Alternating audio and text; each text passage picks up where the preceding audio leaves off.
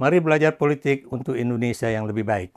Please subscribe, like, comment, and share YouTube saya. Teman-teman, kali ini saya lagi-lagi akan membahas kaitan antara politik luar negeri dengan politik domestik, atau dalam hal ini adalah bagaimana kebijakan Trump setelah dia dilantik menjadi Presiden Amerika Serikat pada hari Senin 20 Januari 2025 ini. Ya. Nah, kita tahu ya, di dalam survei yang dilakukan oleh suatu lembaga internasional, tidak sedikit para ekonom yang kemudian meyakini bahwa program-program Trump itu belum tentu 100% akan dia jalankan.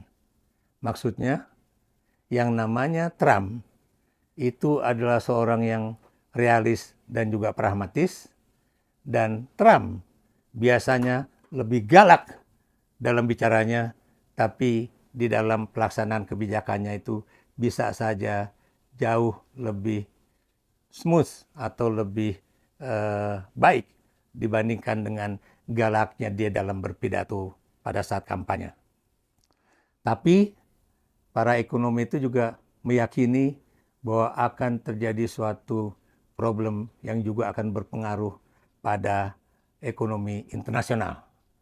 Poin yang juga penting yang juga dikatakan oleh para ekonom internasional itu adalah bahwa mudah-mudahan yang namanya Federal Reserve Bank atau orang mengenalnya sebagai The Fed itu tetap akan menjadi lembaga yang independen, bebas dari campur tangan presiden, bebas dari campur tangan parlemen.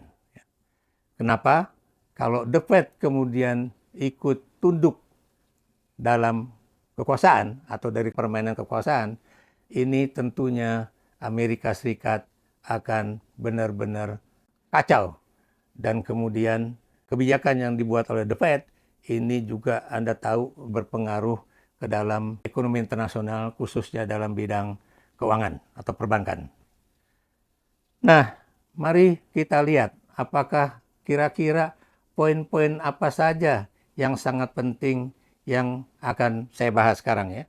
Pertama ya, dalam bidang yang namanya konflik dan perdamaian.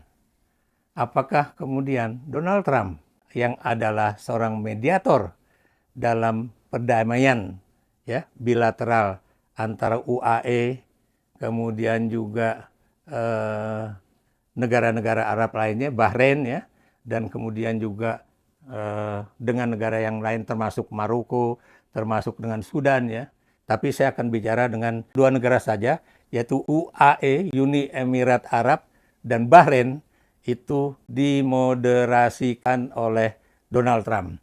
Dan perjanjian bilateral antara UAE dan Israel, Bahrain dan Israel itu ditandatangani di Gedung Putih ya. Dan kita tahu itu ditandatangani pada 15 September 2020 ya. Dan kita bisa melihat bahwa apa dampak dari perjanjian tersebut ya. Paling tidak negara Arab yang mengakui kedaulatan Israel makin lama makin bertambah. Dan satu sisi yang juga menarik ya, biar bagaimanapun hasil perjanjian politik antara UAE khususnya ya, dan juga Bahrain dengan Israel secara bilateral, itu kemudian memberikan dampak ekonomi yang positif bagi UAE.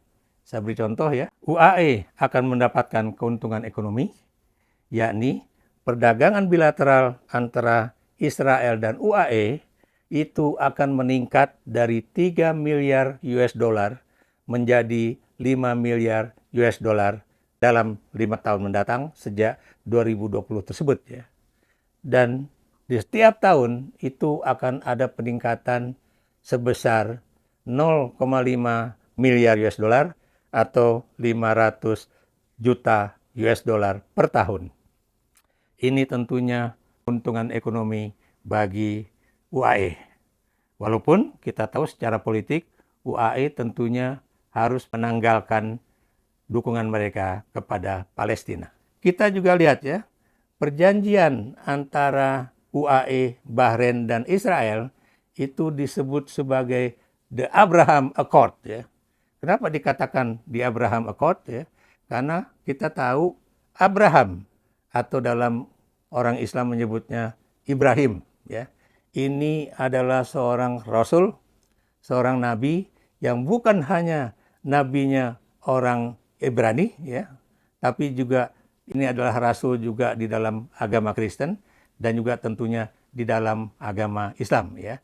Jadi Abraham atau Ibrahim ini adalah rasul dari 3 agama semawi ya yang diturunkan di tanah Timur Tengah. Dan karena itu makanya perjanjian antara UAE dan Israel, Bahrain dan Israel disebut sebagai The Abraham Accord.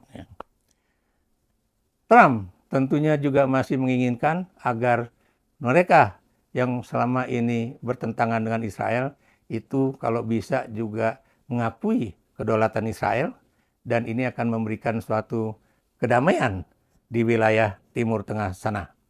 Tapi di pihak lain kita juga tahu Cina atau Tiongkok itu juga menjadi penengah di dalam perjanjian perdamaian antara Saudi Arabia dengan Iran ya. Dan bukan mustahil juga keinginan Amerika kemudian juga untuk mendamaikan antara Saudi Arabia dengan Israel itu juga akan bisa berjalan di kemudian hari. Itulah cita-cita Trump.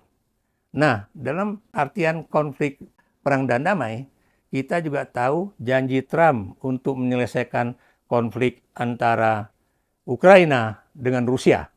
Jika pada masa Biden itu yang namanya Amerika Serikat mendukung habis-habisan Ukraina, bukan mustahil yang namanya Donald Trump ini akan mengurangi bantuan terhadap Ukraina dan kemudian Trump karena juga punya hubungan yang dekat dengan Putin ya, Presiden Rusia Putin ya, ini juga akan bisa membantu perdamaian atau menyelesaikan konflik antara Rusia dengan Ukraina.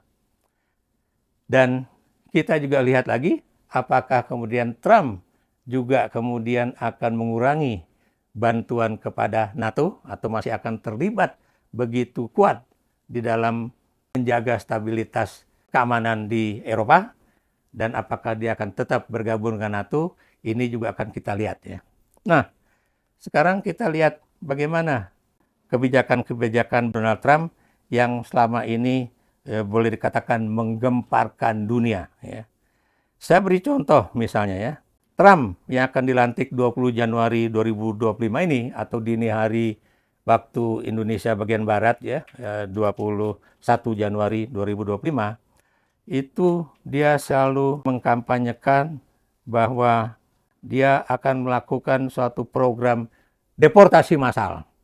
Apa maksudnya? Ya, bahwa Trump begitu dilantik menjadi presiden, salah satu keputusannya itu adalah dia akan melakukan deportasi massal orang-orang yang masuk ke Amerika secara ilegal dan akan dipulangkan ke negara mereka ya. Seperti yang itu terjadi pada saat pemerintahan Trump pertama ya. Dan ini berbeda dengan kebijakan Joe Biden yang mengapa dia melakukan satu kebijakan imigrasi terbatas ya. Karena biar bagaimanapun Amerika Serikat membutuhkan tenaga-tenaga kerja yang berasal dari wilayah selatan Amerika ya. Nah, apakah program deportasi massal ini akan benar-benar dilakukan ya? Karena saat ini ada imigran ya dari berbagai negara khususnya dari Amerika Latin ya yang jumlahnya itu hampir 11 juta jiwa. Memang banyak ya. Bahkan lebih banyak daripada penduduk Singapura ya. Dan kalau ini terjadi berarti akan terjadi suatu problem ekonomi dan sosial di wilayah-wilayah bagian selatan negara yang berbatasan dengan Amerika Serikat. Kedua, katanya ya, Trump juga akan mengakhiri kebijakan Amerika Serikat yang disebut dengan usually ya. Usually apa artinya? Kalau dalam bidang ilmu hukum yang saya pelajari, ius soli itu adalah suatu kebijakan di mana kalau seorang anak lahir di Amerika Serikat, jadi sesuai dengan tanah kelahiran, dia akan menjadi warga negara Amerika Serikat. Nah, apakah kemudian Trump akan mengganti ius soli menjadi ius sanguinis, ya? Yaitu bahwa anak yang dilahirkan tidak ditentukan oleh di mana dia lahir, tapi warga negara dari orang tuanya, seperti yang berlaku di Indonesia, ya. Dan kalau memang Trump mengganti dari ius soli ke ius sanguinis, ini tentunya akan mengubah masa depan Amerika Serikat. Dan apakah kemudian rakyat akan setuju dengan itu? Apakah tidak dibutuhkan suatu referendum untuk mengubah kebijakan kelahiran di Amerika Serikat tersebut, ya? Dan tadi saya katakan juga bahwa Trump juga akan mengakhiri kebijakan imigrasi era Joe Biden, ya, yang apakah kemudian ini benar-benar akan ditutup 100% bagi kaum imigran yang berasal dari negara-negara tetangga selatan Amerika Serikat, ya. Dan kemudian tadi saya katakan juga Trump juga akan mengakhiri perang Rusia Ukraina, ya. Dan ini juga akan kita tunggu, ya. Nah, satu hal yang penting yang terkait dengan ekonomi itu adalah bahwa Trump akan menerapkan tarif tinggi ke berbagai negara. Yang saya heran bahwa ada kerjasama Amerika Utara, ya, antara Amerika Serikat, Kanada, dan Meksiko. Ternyata Trump akan menerapkan pajak 25% atas barang-barang dari Meksiko dan Kanada yang akan masuk ke Amerika Serikat. Dan memang ini asal mulanya karena tidak sedikit perusahaan Amerika Serikat yang kemudian pindah ke Kanada ataupun ke Meksiko dengan asumsi buruh yang lebih murah dan kemudian mengekspor barang-barangnya ke Amerika Serikat. Dan untuk menghentikan praktek ekonomi semacam ini, Trump akan menerapkan pajak 25% dari barang-barang masuk dari Kanada dan juga Meksiko, ya. Dan kemudian Anda juga tahu Trump akan menerapkan pajak 60% untuk barang-barang yang berasal dari Tiongkok, ya. Dan ini akan menimbulkan suatu perang dagang, ya. Dan kita juga tahu Trump juga mengancam kalau ada misalnya perusahaan-perusahaan khususnya di bidang teknologi IT itu masih memiliki cabang di Tiongkok, kan terkena suatu kebijakan yang tidak menyenangkan lah, ya. Nah, bagaimana dengan Indonesia, ya? Kita tahu Indonesia baru saja menjadi anggota BRICS, ya. Suatu perkumpulan negara yaitu Brazil, kemudian Rusia, India, Republik Rakyat Cina, dan kemudian Indonesia katanya juga akan masuk. Dan Anda tahu bahwa Amerika Serikat akan memberikan suatu sanksi ekonomi kepada negara-negara BRICS yang kemudian melakukan satu kebijakan de-dolarisasi. Bagaimana dengan Indonesia?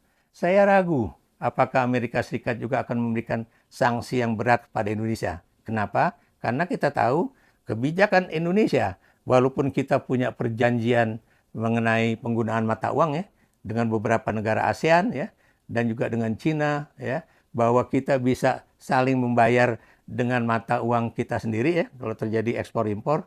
Tapi dalam praktek perdagangan internasional, setahu saya yang namanya Indonesia masih menggunakan basis US dollar atau dolar Amerika sebagai bayar membayar dalam perdagangan internasional. Dan setahu saya sebagai seorang mantan duta besar Republik Indonesia di Tunisia, itu yang namanya Kementerian Luar Negeri juga masih menggunakan basis US dollar untuk operasional kedutaan besar ataupun konsulat Indonesia yang berada di luar negeri, ya. Jadi basisnya itu masih dolar Amerika Serikat. Walaupun itu ada di negeri Belanda ataupun itu negara-negara Arab ataupun negara-negara Eropa.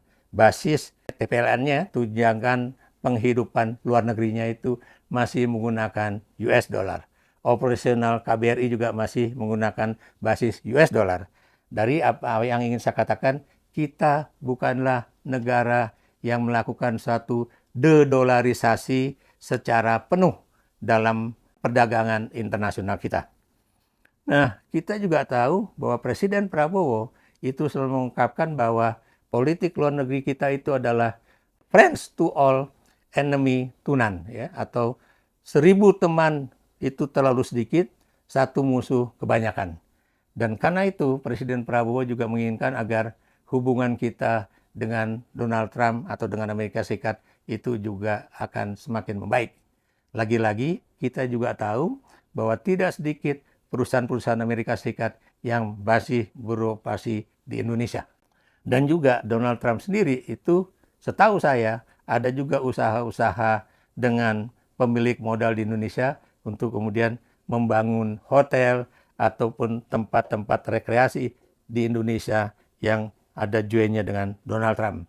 Dan untuk ini saya yakin Indonesia mudah-mudahan tidak terkena sanksi yang begitu berat di dalam pajak barang masuk yang akan diekspor ke Amerika Serikat ataupun sanksi disebabkan oleh de-dolarisasi tersebut, ya.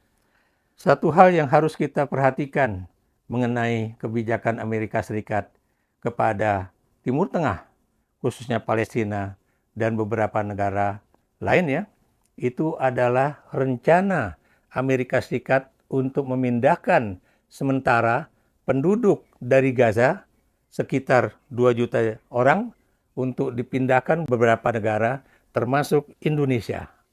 Beberapa negara yang akan ketempatan sudah menyatakan bahwa mereka menolak. Mengapa demikian? Karena mereka juga tidak ingin bahwa nantinya setelah rekonstruksi Gaza selesai, Israel tidak mau menerima penduduk yang akan dikembalikan ke tanah Gaza tersebut. Dan Indonesia kita tahu pernah menerima pengungsi dari Vietnam, ya, pada tahun 1980-an. Dan kita juga tahu bahwa itu Indonesia menjadi tempat pemrosesan para pengungsi baik dari Kamboja maupun dari Vietnam, ya.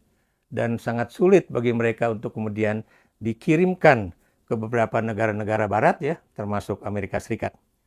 Kita tentunya harus hati-hati dengan rencana Amerika Serikat menempatkan orang-orang dari Gaza ke wilayah Indonesia, karena akan ada konsekuensi politiknya, konsekuensi sosial budayanya, dan tentunya juga konsekuensi ekonomi.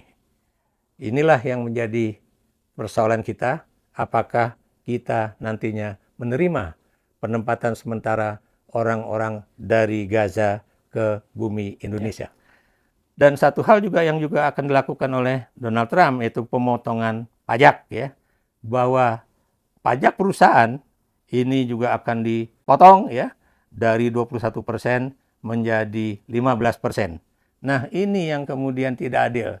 Seakan-akan kalau misalnya Trump menaikkan pajak masuk barang yang masuk dari luar negeri ke Amerika Serikat, tapi kemudian mengurangi pajak perusahaan, ini katanya rakyat juga akan menjadi korban dalam perdagangan barang-barang yang berasal dari luar negeri tersebut, ya.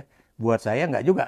Kalau Trump menerapkan biaya masuk yang tinggi, tentunya orang Amerika juga akan merasakan betapa beratnya ekonomi mereka. Apalagi situasi ekonomi Amerika Serikat sekarang belum baik-baik saja, ya. Ini yang masih kita lihat, ya. Nah, kita juga tunggu, ya, bagaimana sikap Trump terhadap NATO, ya, dan kemudian juga bagaimana sikap Trump terhadap Asia Tenggara, khususnya Indonesia. Dan saya yakin Trump tidak mungkin melakukan suatu yang disebut dengan konflik ekonomi yang begitu dahsyat dengan Tiongkok, karena biar bagaimanapun penduduk Tiongkok itu lebih dari 1 miliar, dan tentunya ekonomi Amerika Serikat ini juga sangat tergantung kepada bagaimana yang namanya hubungan Amerika Serikat dengan Tiongkok, ya, dan juga bagaimana kekuatan rakyat Tiongkok untuk bisa menyerap produk-produk Amerika. Dan kalau kemudian yang disebut dengan perang bisnis itu berkepanjangan, ini tentunya juga akan merugikan Amerika Serikat. Berikan pendapat Anda.